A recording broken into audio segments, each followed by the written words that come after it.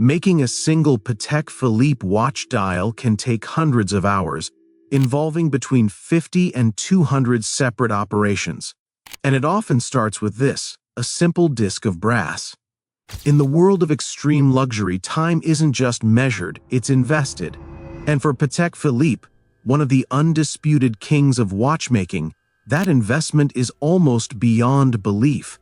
Hundreds of hours, dozens of artisans, and a staggering number of individual steps are poured into a component that is, on average, less than a millimeter thick.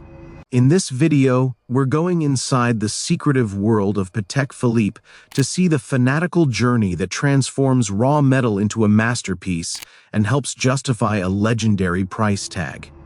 This isn't just a watch face, it's a declaration of intent, a canvas for artistry, and the first clue to understanding why Patek Philippe is a name whispered with reverence.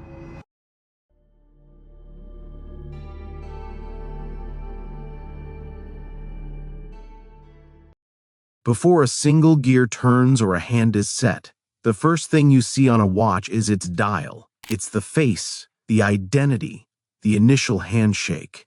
For most companies, even luxury ones, making dials is a task that's outsourced. It's efficient, it's practical, and it makes business sense. But Patek Philippe doesn't really operate on business sense. It operates on a promise. A promise made generations ago to achieve nothing less than perfection. This obsession with control led them to do something rare. In 2004, they acquired Cadran's Flückiger, a prestigious and highly skilled dial maker founded way back in 1860. By bringing this century-old expertise in-house, Patek Philippe ensured that every single dial that would bear its name would be subject to its own impossible standards. And those standards are intense.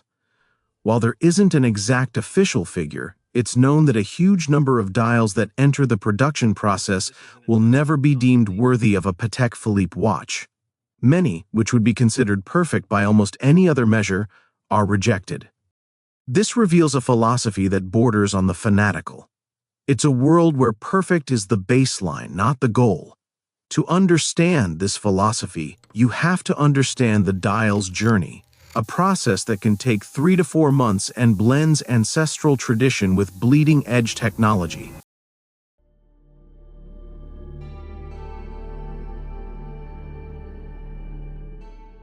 The process begins not in a sterile laboratory, but with an act of industrial force. A blank, unassuming plate of metal, which, in the vast majority of cases, is brass, is fed into a machine. With immense pressure, a stamping press punches out a perfect circle. But even this automated step is steeped in manual oversight. Before stamping, the raw brass plate is planed by hand, and special locating feet are painstakingly fitted and soldered into place.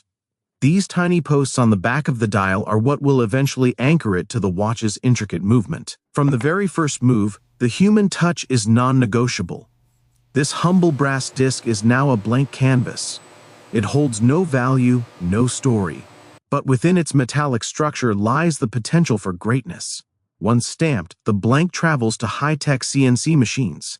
Here, precise programs carve out the architecture of the dial, shaping it for rectangular cases or creating the recessed areas for subdials and date windows. Yet, for some of the most intricate patterns, Patek Philippe turns away from modern robotics and looks to the past. Craftsmen sit at antique pantograph machines, some dating back to 1903. These are not automated. They are guided entirely by the artisan's hand, who traces a large-scale design that the machine then replicates on a microscopic scale on the dial itself. Today, these century-old machines are fitted with modern microscopes, allowing the craftsman to work with tolerances so tight they defy imagination. It's a seamless blend of old-world machinery and new-world precision. This raw, machined disc is now prepared for its soul. It's ready for the finishes that will give it life, light, and a character you can see from across a room.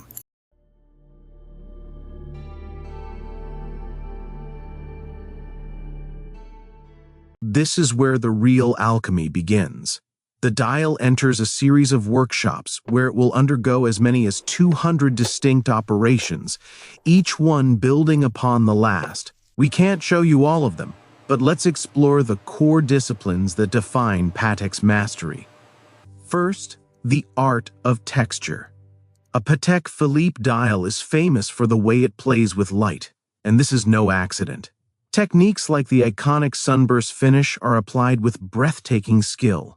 For a vertical satin brushed finish, an artisan uses a special metal brush where every single bristle is the exact same length and perfectly straight. The brush is drawn across the dial with an even, practiced pressure that can only be learned through years of repetition.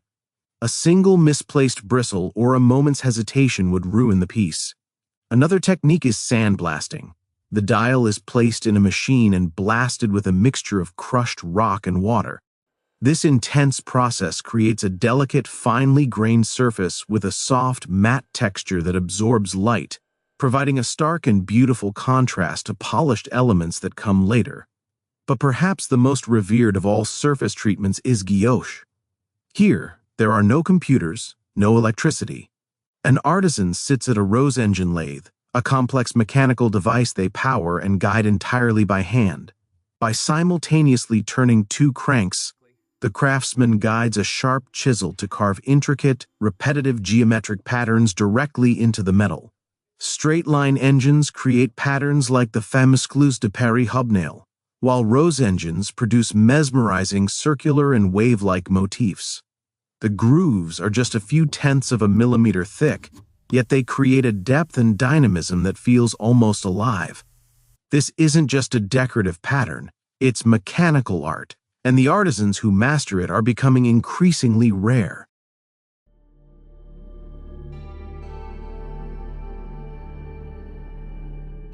With its surface structured, the dial moves to the electroplating workshops. Here, chemistry is used to paint with metal. The dials are immersed in a series of chemical baths, each holding different metallic shades. An electric current causes microscopic layers of nickel, silver, or gold to bond to the brass base, building up the dial's final color with scientific precision. A dial might be dipped for only a few moments, where a window of just a few seconds determines its exact hue. The air here is often filled with the sound of alarms, each one signaling the precise moment a batch of dials must be removed. After getting the right tone, the dial is taken to a dedicated, anti-static clean room, where filtered air is almost entirely free of dust. Here, a craftsperson in protective gear applies a clear, protective varnish. This is often done twice, sealing the color and preventing any future oxidation. The obsession over a single speck of dust is absolute because, at this level, the smallest imperfection would stand out like a mountain. For the most precious dials, however, the process is even more demanding. We enter the world of grand feu enameling. Grand feu translates to great fire, and the name is literal. Artisans grind colored glass into a powder as fine as flour, then mix it with lavender oil to create a paste. Using a brush that can be as fine as a single human hair, they meticulously paint this paste onto the dial. Then, it goes into the fire. The dial is placed in a kiln and heated to a staggering 850 degrees Celsius, or over 1500 degrees Fahrenheit. At this temperature, the powdered glass melts, fusing to the metal base to form a hard glass-like surface of incandescent beauty. But it's never just one firing. For a simple monochromatic enamel dial, this process of painting, firing, and polishing may be repeated 6 to 10 times to build up the perfect depth of color. For a complex cloisonne dial, where tiny gold wires separate different colors, the entire process can take weeks, and with each trip to the kiln, the risk of cracking or bubbling is immense. It's an art with an extraordinarily high failure rate, but the result is a color that will not fade for centuries.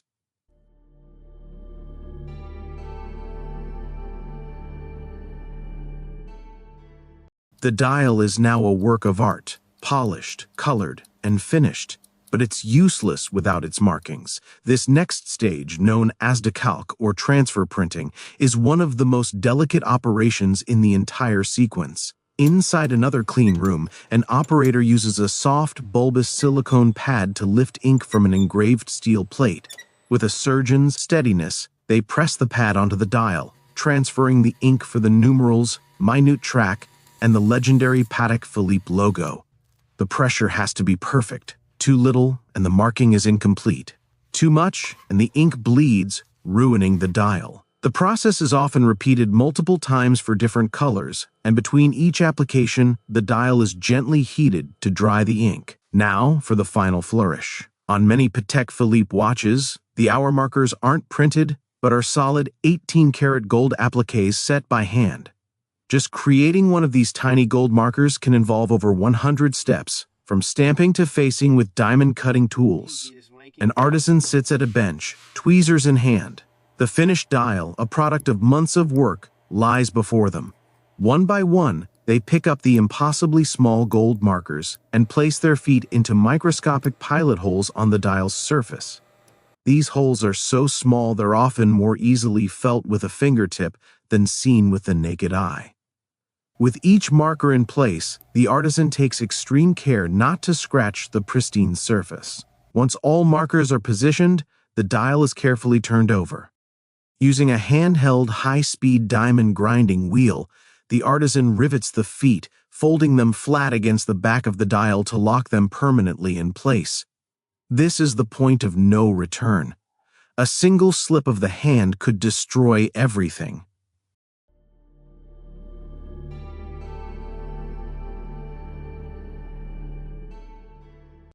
From a simple brass disc to this, a journey involving hundreds of operations and generations of skill.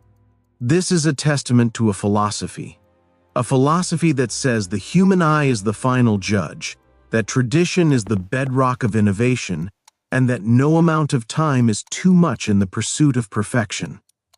When you see the finished dial being married to the movement and secured in its case, you're witnessing the culmination of this journey. The value of a Patek Philippe isn't just in the gold or platinum. The value is in the time, it's in the months of labor, it's in the rejected dials that weren't quite perfect enough, it's in the years of training required to master the art of guilloche or the steady hand needed to set a single gold numeral. The annual production of Patek Philippe is estimated to be around 60,000 to 70,000 watches for the entire world. This scarcity isn't a marketing gimmick, it's a logistical reality born from a process that refuses to be rushed. The timeline to create the dial alone rivals that of many other complete watches.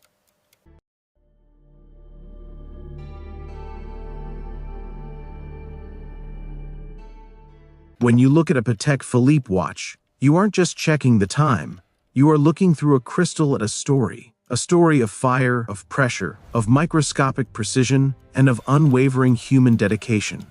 The hundreds of hours it can take to create this single component is the reason these timepieces aren't merely owned, but curated. It's why they so often become heirlooms passed from one generation to the next.